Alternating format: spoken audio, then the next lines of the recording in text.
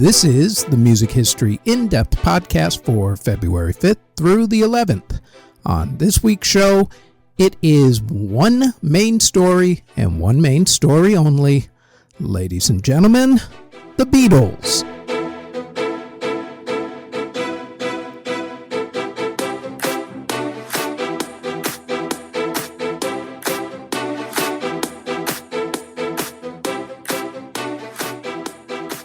The year was 2001. America, while not in a state of innocence, still thought themselves untouchable to a major terrorist attack. That changed on the morning of September 11, 2001. After that day, the country was in mourning and in pain. What helped to begin the healing process, especially in New York City, where almost 3,000 people were killed in those attacks, was a baseball World Series matchup only a month later between the New York Yankees and the Arizona Diamondbacks. Through those epic 7 games, with Arizona winning the series on a last at-bat, the city and the nation began the healing process. What does this all have to do with the events of this week in 1964? Easy. It's because sometimes it takes pop culture and sports to distract the country from its own problems, if only for a night, or in this case, a week. In order to understand how monumental that week in 1964 was, you have to understand the mindset of the country at the time. Flashback only a few months earlier. In November of 1963, President John F. Kennedy was beginning to be in a bit of a funk, we'll say. His re-election bid was still a ways off, but he was beginning to lay the groundwork for it. He had started off the year with a 76% approval rating / 13% disapproval rating, but by that November, those numbers were going in the completely wrong direction. Some of this due to racial tensions and his handling of the civil rights crisis in the South of the United States. Vietnam, remember, at that time was barely a blip on the radar since America was only sending, quote, military advisors, end quote, back then. Anyway, by November, Kennedy's approval ratings had slipped to 58%, while his disapproval ratings had leapt up to 30%. I think any president in this day and age would consider that a mandate to be reelected, baby. But that wasn't the case back in the 60s. Add to that, there were problems in the state of Texas. Texas was a state that Kennedy had barely won in the 1960s election. However, there was a lot of infighting in the Democratic Party in that state that needed taking care of before Kennedy could launch a successful campaign. So Kennedy decided to do a quick swing through Texas. He wanted to help start his re-election campaign there, raise money for the Democratic Party, and to help end the squabble within the state party. On the morning of November 22, 1963, Kennedy started out by speaking at a breakfast meeting in Fort Worth, Texas. From there, he flew to Dallas, Texas, where he was supposed to speak at a luncheon at the Trade Mart, then fly that afternoon to Austin, Texas for a fundraising dinner. The president landed in Dallas, where he was met by a large crowd at Love Field Airport. He then got into his convertible limo with his wife Jackie and the governor of Texas, John Connally, and his wife, Nellie. As the motorcade made its way through Dallas, the crowd grew much bigger, slowing down the motorcade. Vice President and also former Texas Senator Lyndon B. Johnson was only a few cars behind the Kennedys in the motorcade. Johnson had come along on this trip to help smooth things over in his home state. The crowd on Houston Street was particularly big in order to see the president that day.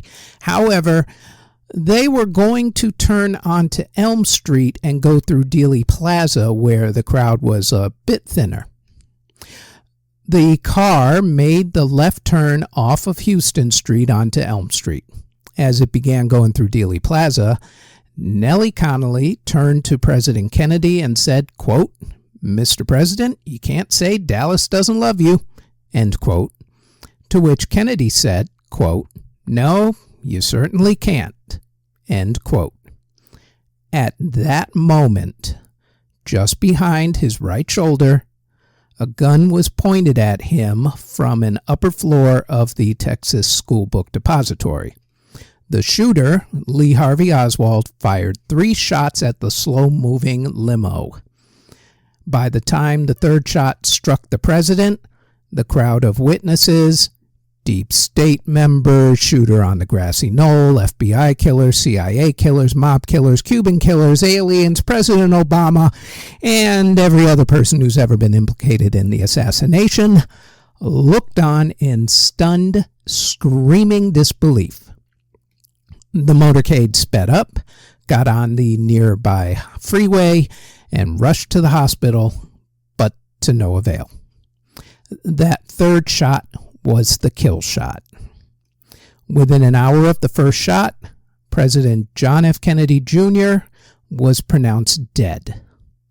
The country spiraled into a state of deep mourning. It was going to take something kind of big to break them out of their national state of grief.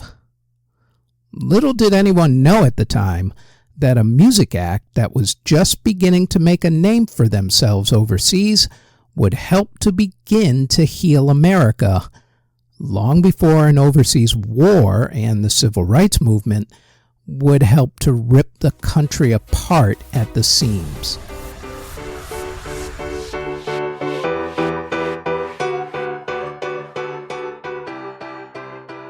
Before we continue, we'd like to tell you about the Music History Today podcast, where we go over the events that happened on that particular day in music history. The Music History Today podcast drops every single day, including weekends, on this podcast network. Now, back to the Music History In-Depth podcast.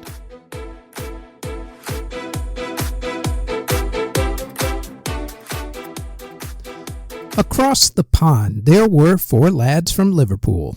The Beatles had put out their first album in Europe earlier in 1963 and then went touring through Europe to support the album.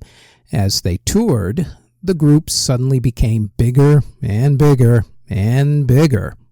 Soon, what we now call Beatlemania started to form.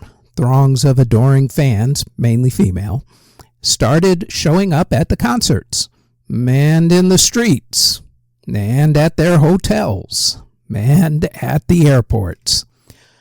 On Halloween of 1963, the lads were coming back to Heathrow Airport in London, England, from a trip to Sweden. They were met in the airport by a swarm of people, including over 100 reporters.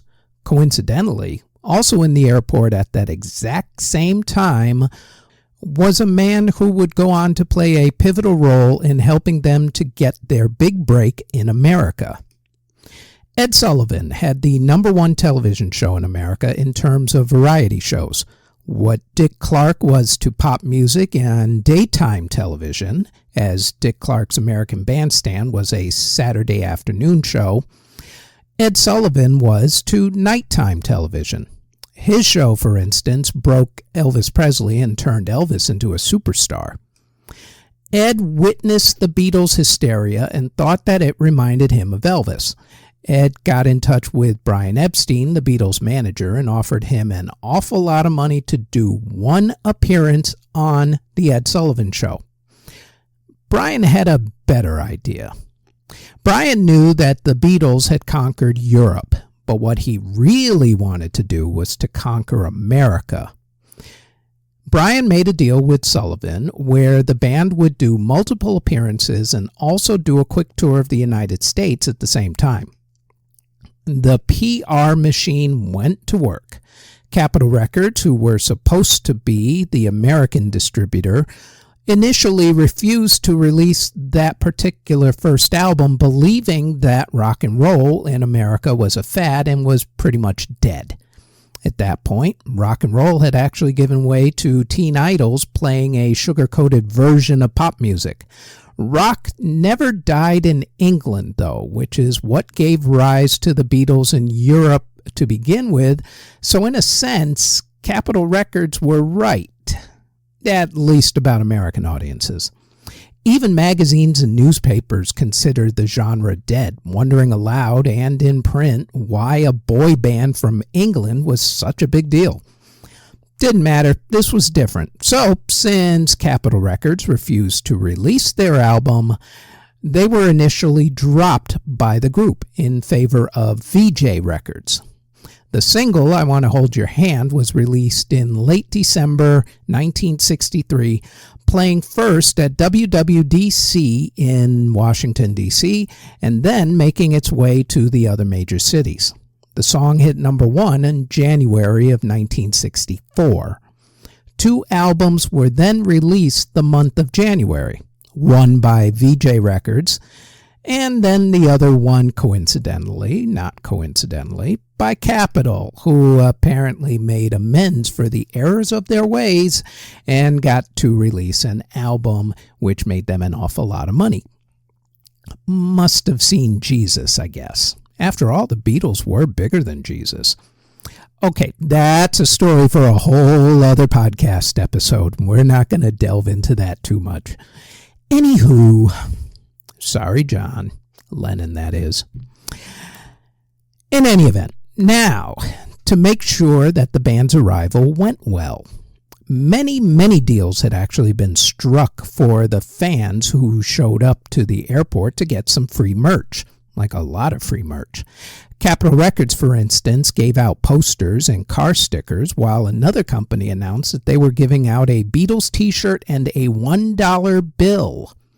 You know, nothing says show up like I'm going to bribe you a little bit of money. Remember, $1 actually was a lot of money back in the day. In any event, one radio DJ, Murray Kay of WINS Radio in New York City, back when they used to play music, now they're a news station, announced the flight number and the time of the plane. It was Pan Am Flight 101, landing in New York City at 1:20 in the afternoon. On February 7th, 1964, the Beatles were met at Heathrow by the normal 4,000 fans who were there to see them off. All the band and their entourage knew at the time was that a couple of their songs had actually done okay in America. They were under the impression that their reception in America would be a little bit quieter than in Europe. They were wrong. Oh boy, they were very, very wrong. The plane that they were on, a Boeing 707-331 named the Jet Clipper Defiance with the serial number 17683, was met by over 3,000 people. Okay, mainly screaming girls. At the Worldport Terminal at what used to be known as New York International Airport in New York City only about 3 months earlier, but was more commonly referred to as Idlewild Airport.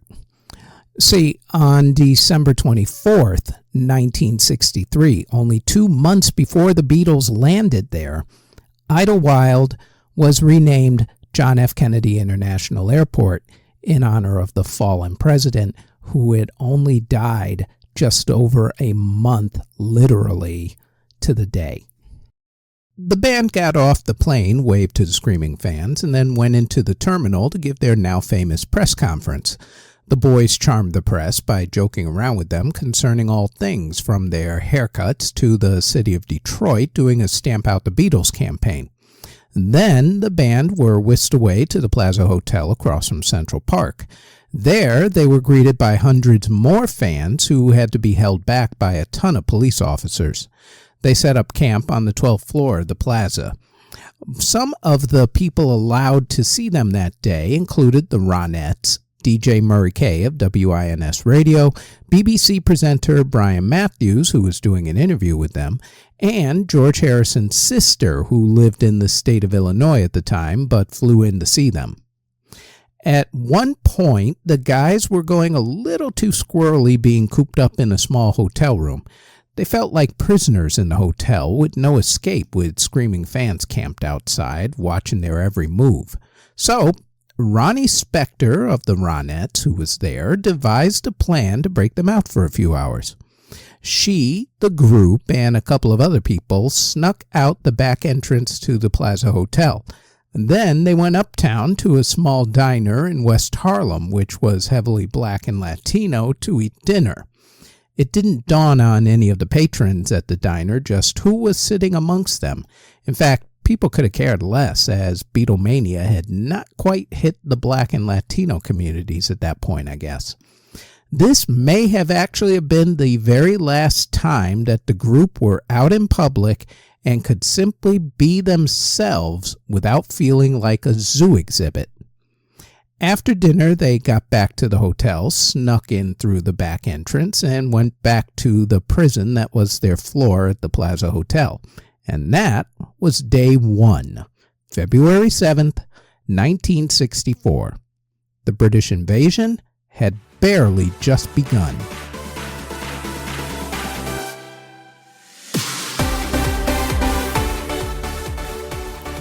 Even though this is mainly about the Beatles this go-around, there are some honorable mentions before we continue. For instance, on February 5th, 2012, Madonna, LMFAO, Nicki Minaj, and CeeLo Green performed at the halftime show of the Super Bowl.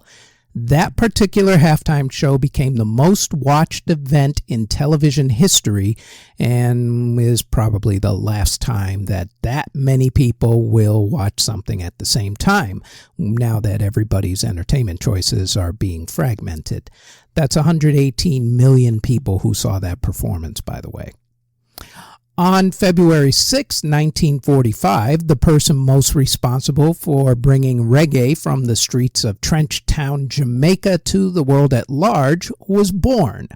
So, happy heavenly birthday to Mr. Bob Marley, whose career we will cover on the in-depth podcast for May 11th, the date of his death. On February 8, 1960, the United States government opened hearings into record labels paying for radio stations to play their songs, better known these days as the payola scandal. The scandal took down the most popular DJ at the time and the man who was credited with giving mainstream America the phrase rock and roll, which was actually black slang for sex. Rock and Roll Hall of Fame disc jockey and promoter, Alan Freed. We will discuss the scandal at great length in a later episode. On February 10th, 1971, Carole King released one of the greatest and biggest selling albums of all time, Tapestry. And on February 10th, 1978, Van Halen released their self-titled debut album and changed rock music for at least a couple of generations of kids. There is one other event that happened this week that does not concern the Beatles, and it is one that is not really all that honorable. On February 5th, 1967, the British tabloid News of the World published an article with the byline, "Pop Stars and Drugs, Facts That Will Shock You." Sounds like clickbait, honestly. The article was about LSD parties that were attended by members of the Rolling Stones and other British rock stars. One part of the article claimed that Mick Jagger took Benzedrine and got young girls to go back to his apartment to smoke. Mick sued the tabloid since it was actually Brian Jones and not Mick who used Benzedrine. News of the World got back at the Stones by staking out Keith Richards' place and told the cops about drug use at the place, which got Mick and Keith arrested on drug charges. However, between 2006 and 2011, the tabloid itself was embroiled in its own scandal when investigations discovered that the Rupert Murdoch-owned tabloid had hacked into celebrities' cell phone conversations and exposed their secrets. The newspaper was shut down in 2011. Circling back to the Beatles now, on February 8, 1958, after a Quarrymen concert, George Harrison was introduced to John Lennon by Paul McCartney. On February 9, 1961, the Beatles played for the first time at the famed Cavern Club in Liverpool, England. On February 11, 1963, the Beatles recorded 10 songs in one day for their Please Please Me album, including Do You Want to Know a Secret and I Saw Her Standing There. And on February 8, 1964, the day after they arrived in America, that day was spent trying to get over the jet lag since there was a 5-hour time difference between London, England, and New York City. The group also went to the Ed Sullivan Theater, only a few long blocks away from the Plaza Hotel, for rehearsals. And if you know about long blocks, you know about long blocks. It's a New York thing. One person who didn't make the rehearsal was George Harrison, who had been dealing with a case of strep throat for a little while and was ordered to stay behind at the hotel. George's part during the rehearsal was taken care of by Neil Aspinall, the Beatles' road manager, and also by someone else who worked for Ed Sullivan. On February 9th, 1964 at 8 p.m., a television viewer had a few choices, we'll say, as to what to watch. For instance, on ABC at 8 o'clock, you could watch The Travels of Jamie McFeeters. That was a Western starring Charles Death Wish Bronson, also a then 12-year-old Kurt Russell, and members of the Osmond Brothers singing troupe. No, not Donnie and Marie. That's a little before their time. You could follow that up at 8:30 on ABC with a show called Arrest and Trial, which was a cops and lawyers show starring Chuck the Rifleman Connors and the great Ben Gazzara. Think of it as Law and Order about 2 decades before Law and Order actually came on television. Over on NBC, by the way, you could watch such family fare as The Wonderful World of Disney in Color, and then follow that show up by another show called Grindle, starring the very funny comedian Imogene Coca as a woman who worked for a temporary agency who got jobs that she was never qualified to do. That particular night's episode was called Dial G for Grindle. In the episode, Grindle was hired by a woman whose husband hired a gang leader to kill her. Hilarity and hijinks ensue. Wonder why that show only lasted a year. It sounds like a classic. Anyway, over on Fox, that was just a test pattern. Fox didn't even exist. In fact, back in 1964, you had extremely few choices as to what to watch, and that was if your rooftop antenna could actually pick up all those channels to begin with, which not a lot of them did back in the day. Although NBC had 2 shows that are now considered classics, both Disney and also Bonanza, which was on at 9 o'clock that night. It was the CBS lineup that had the now classic show lineup. Your night started off, for instance, with Mr. Ed, the talking horse, not Ed Sullivan. That was followed by Lassie, the dog who always had to rescue his owner Timmy out of a well that Timmy kept falling into every single week. I think in the series finale, Lassie finally had just about enough of Timmy's BS and told him to get his own butt out of the damn well. And then Lassie took off, probably for New York or LA, to seek fame and fortune like everybody. You know how that goes. Anyway, the night finished off with My Favorite Martian, The Judy Garland Show, Candid Camera, which was punked before there was such a thing as punked, What's My Line, and To Tell the Truth, the last 2 being game shows. At 8 p.m., though, especially on February 9th, 1964, you were more than likely tuned to one show and one show only, the Ed Sullivan TV Variety Show. Ed's variety show really had variety. He had, for instance, puppeteers, Broadway stars, singers, actors, and at one point, guys who sang standards and teen idols. Remember, even though Ed had broken Elvis Presley into the mainstream, rock at that point was considered dead. Even Elvis was doing movies by then, and not really rock and roll per se. The only thing that anybody remembers about this particular night was that the Beatles were on for what seemed like an hour. They weren't. There was renowned magician Fred Kapp, whose performance was blissfully pre-taped because they needed to do a set change between segments. Besides, if he had done his act live right after the Beatles, he would never have gotten through it. Hell, even Ed had trouble just introducing the segment with all the screaming girls that still needed to be hosed down. Also on the show that night were an acrobatic troupe called Wells and the Fortes and some kid singing a Broadway song. More on that kid later, by the way. He ends up actually being kind of important. At 8 p.m., Ed Sullivan had his usual show intro. Got up on stage. The crowd was already riled up, and Ed thanked a lot of people and then said his now famous intro, "Ladies and gentlemen, the Beatles."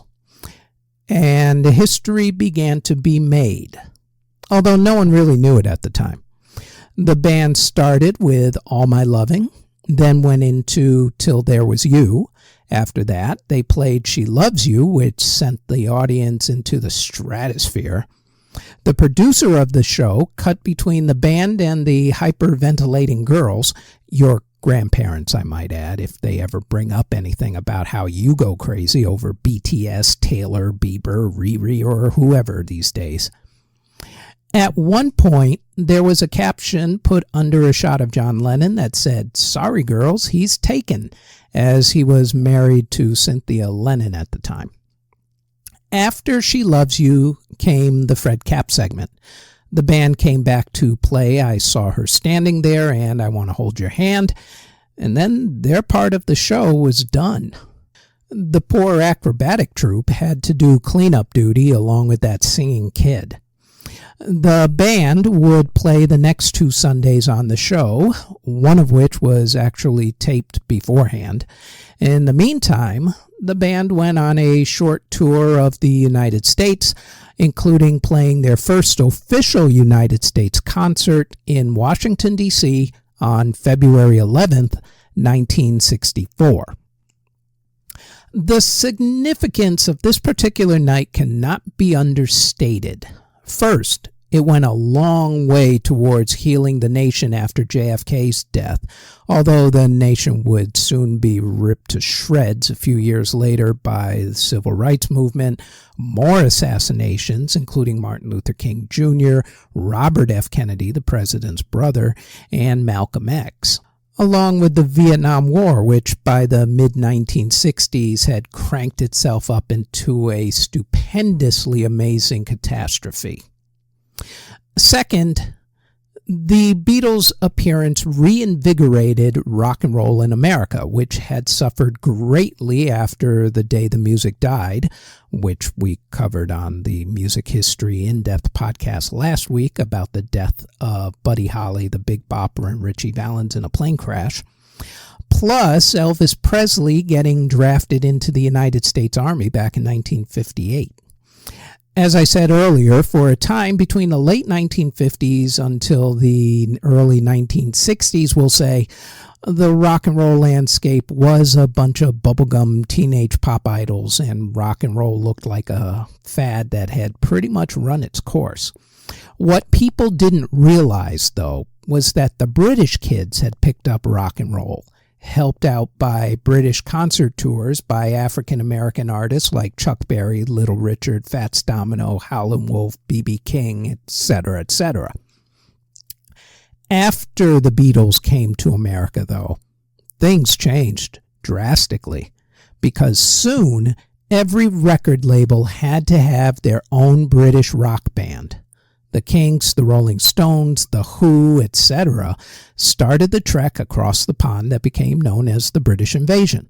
After that, rock music became the most popular music in the country and was no longer considered a fad. Third, The show set the record for the most watched broadcast in television history, with 73 million people watching, which was roughly 40% of the entire United States population at that time. That record, by the way, would be broken a few years later when the series finale of The Fugitive aired, when everybody finally found out who that one-armed man was. As for all the players involved, the Beatles became arguably the most important group in music history, at least in pop music history, and pretty much changed the game forever. Ed Sullivan had his legendary show for about another decade, still breaking acts, including a lot of Motown acts, I might add, like the Jackson 5 and the Supremes. Back to that singing kid who was on the show that night. He sang the song "I'd Do Anything" from the Broadway musical Oliver, where he was performing as the Artful Dodger. Towards the end of the decade, that kid, by then all grown up, auditioned for and got a role on a TV show about the madcap adventures of a band that acted an awful lot like the Beatles. This group in the show would go on to have hits of their own, and the kid would become a teen idol in his own right. That show was the Monkees, and that kid who performed on the same show with the Beatles and who would later in life imitate them as an adult, Mr. Davy Jones, who, just for a little extra trivia, was also the reason why a then David Jones had to change his real name to the name he'd spend the rest of his career as, David Bowie. Funny how the world works sometimes, huh? The week that changed the world forever. The Beatles landing in America on February 7th, 1964. The Beatles on the Ed Sullivan TV Show on February 9th, 1964, along with their first official concert in America on February 11th, 1964. And that is it for the Music History In-Depth podcast for February 5th through the 11th. Thanks for listening.